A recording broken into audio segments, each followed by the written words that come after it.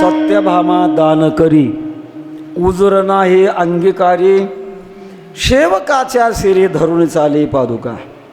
सत्यभामा मातेच्या महालात एकदा नारद महर्षी आले होते आणि सत्यभामा मातेला एक मनात प्रश्न निर्माण झाला. नारदा, अरे या जन्मामध्ये आम्हाला भगवान कृष्ण परमात्मा पती मिळाली, पुढेही आम्हाला भगवान परमात्मा पती मिळावे याच्याकरता काय करावं?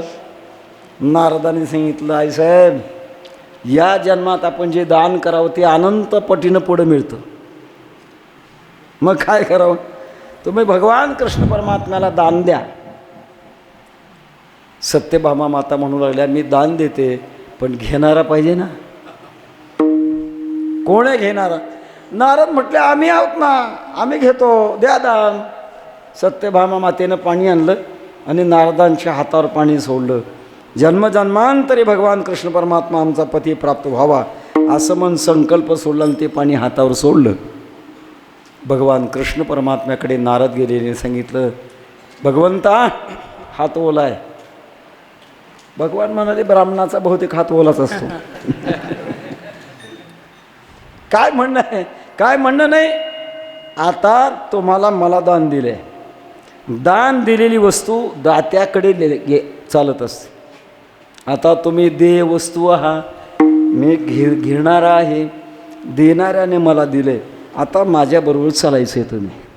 भगवान कृष्ण परमात्मा निघाले, पण निघत असताना आता सेवक झाले. सेवक झाल्यानंतर मालकाकडनं ओझं घ्यावं लागतं ना. भगवंताने विचारलं, नारदा, तुमच्याकडे तो विना आहे ना, द्या माझ्याकडे. नारद म्हटले, इथं भांडवल आहे, ज्या भांडवलावर तुम्हाला जिंकलं ते आम्ही कसं देणार?